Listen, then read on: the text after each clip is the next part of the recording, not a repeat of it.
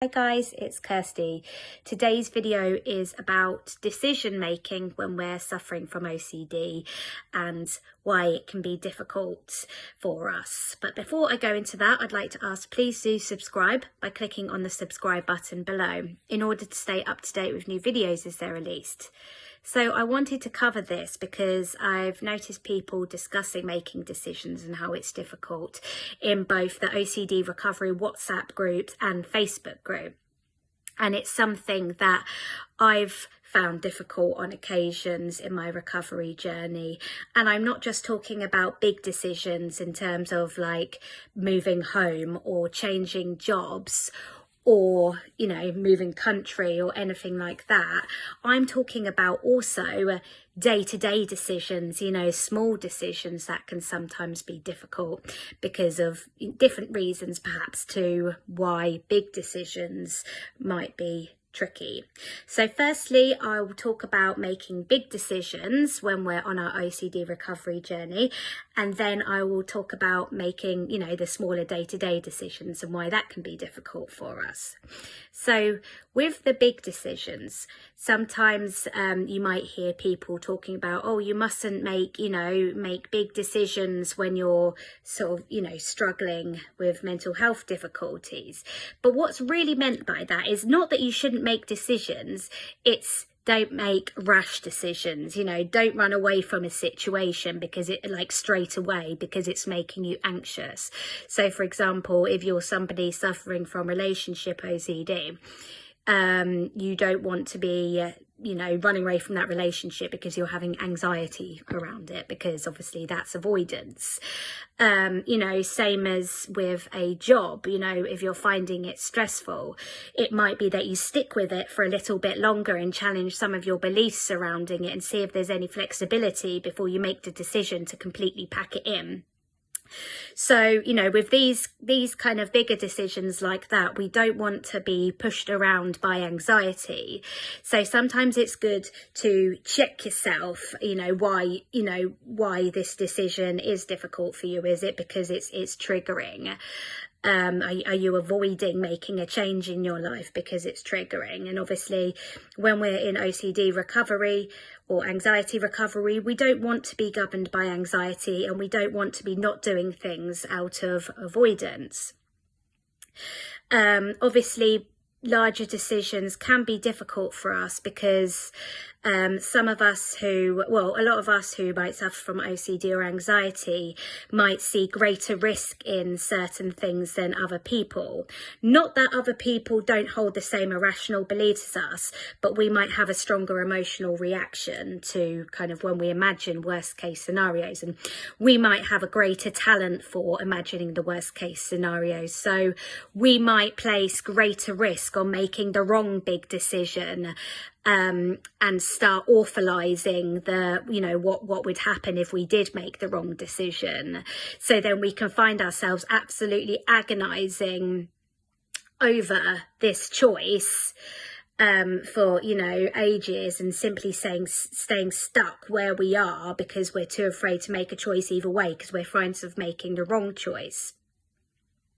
So essentially you end up perhaps just avoiding making that choice overall.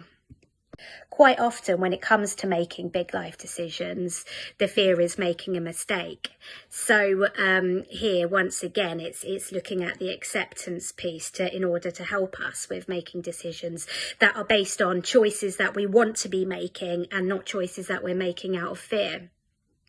So, we want to work on accepting, okay, what's the worst case scenario here? I make the wrong decision and it affects somebody else badly, or me and my family lose money because of it, or I make this choice to move away and my partner's really unhappy, or, so we might be holding responsibility there. So a big part of that is, unconditional self-acceptance. We are allowed to make wrong choices from time to time. It's all experiences that go into our experience bank that make up who we are. So as human beings, we are fallible by nature, so therefore we are allowed to make wrong choices. Personally, also something that helped me was also looking at other people who don't suffer from OCD and looking at how, you know, they'll make these choices and they're taking risks, of course, but they don't see it as huge a risk. And I would ask myself, why is it acceptable to me, to that person, to take that risk, but it's not as acceptable to me? Why does that person get to be able to, you know, take risks, go after the things they might want, make choices that might be good for them, go after their happiness and take those chances and risk making mistakes, but I can't? Why, you know, why can't I allow myself to do that? So that really helped me, because actually, you know, it's like you start to see that you're holding these rules for yourself, that you can't make wrong decisions, you must not. So, you know, it's very much looking at that, you know, accepting yourself, that, you know, worst case scenario, okay, maybe you did make the wrong decision, but you're allowed to make mistakes. And then we move on to unconditional life acceptance. Okay, so what are we left with here? Is it really as awful as you thought it might be if you did make the wrong decision? So again, it's bringing the acceptance in here with these larger life decisions. You know, if it didn't turn out exactly the way you wanted it, it's not awful. It's just not turned out the way you'd have preferred for it to turn out.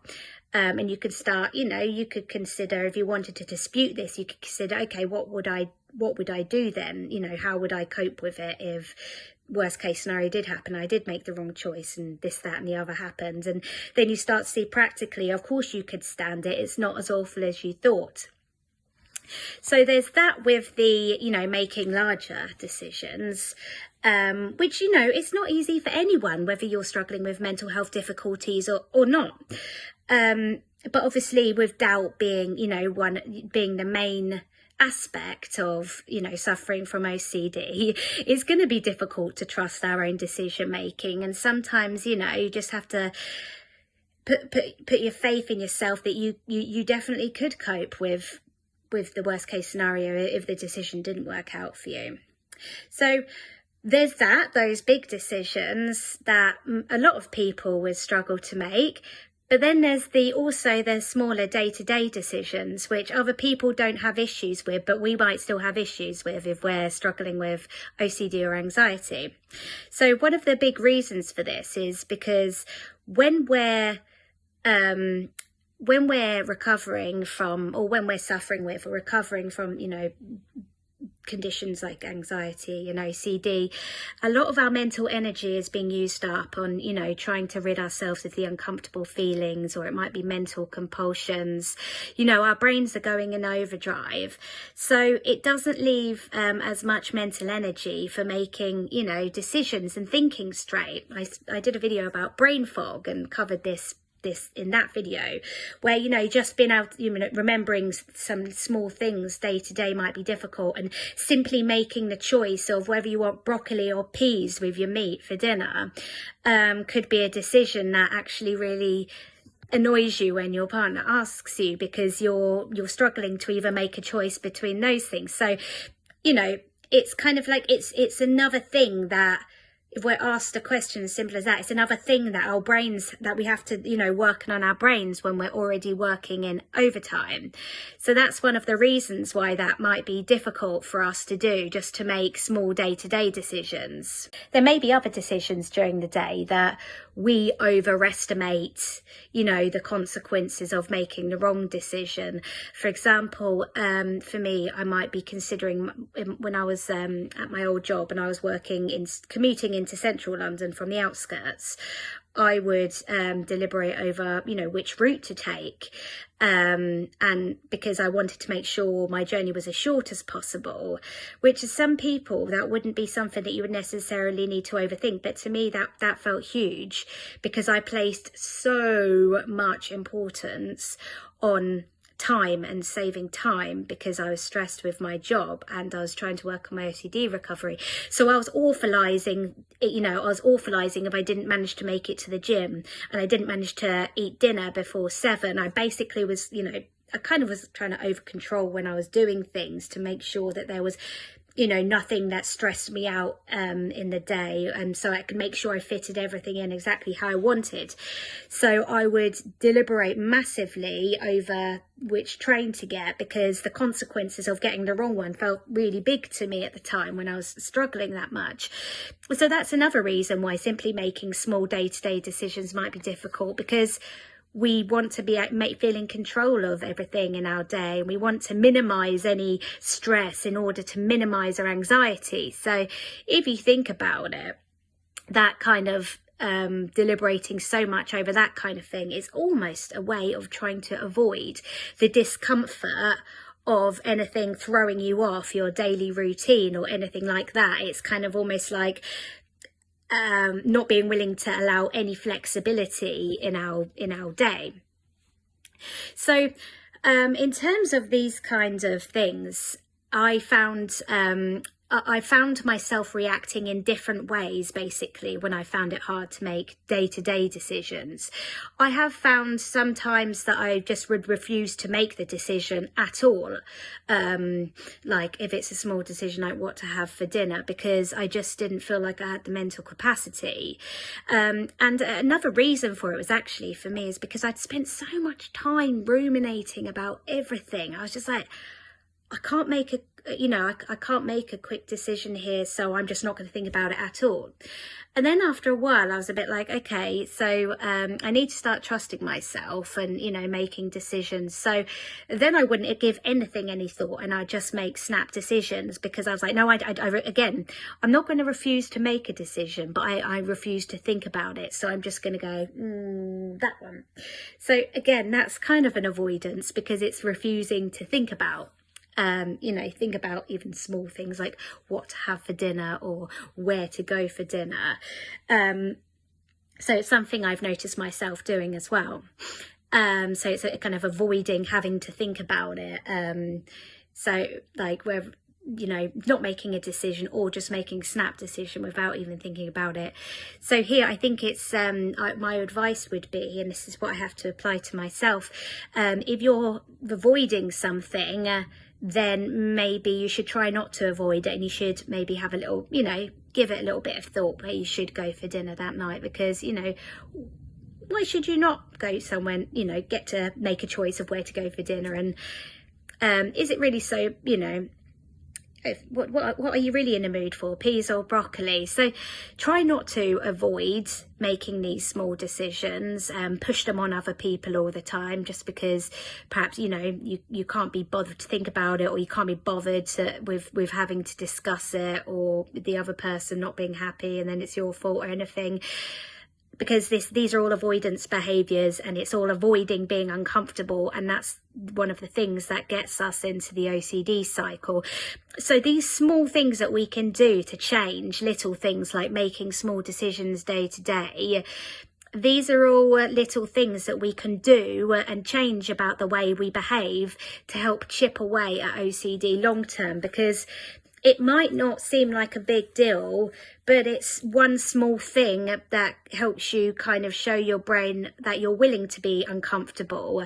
And so any small thing like that you can do, these small changes, these small behaviours that you catch yourself doing that you can work on in your OCD recovery journey, are all helpful to help chip away at OCD or anxiety. So I hope this video has been helpful if you're somebody who's struggling to make decisions day to day, just in terms of making you see that you're not alone in this, and that it is, you know, it's difficult for a lot of us. It's not just you. You don't need to beat yourself up over it. There are very good reasons for why it is difficult. But also, just because it's difficult, it doesn't mean that it's too difficult, as in, it's hard, but it's not too hard. We can still do it. It's just harder, and it's just a bit more uncomfortable for us.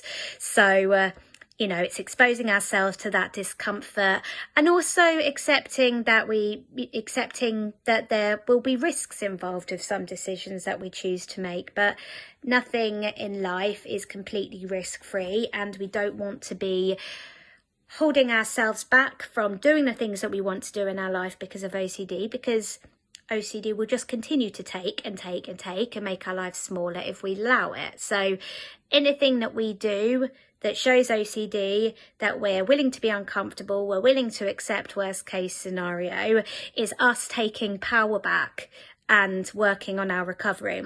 So I hope it's been helpful. Thank you very much for watching and take care. Bye.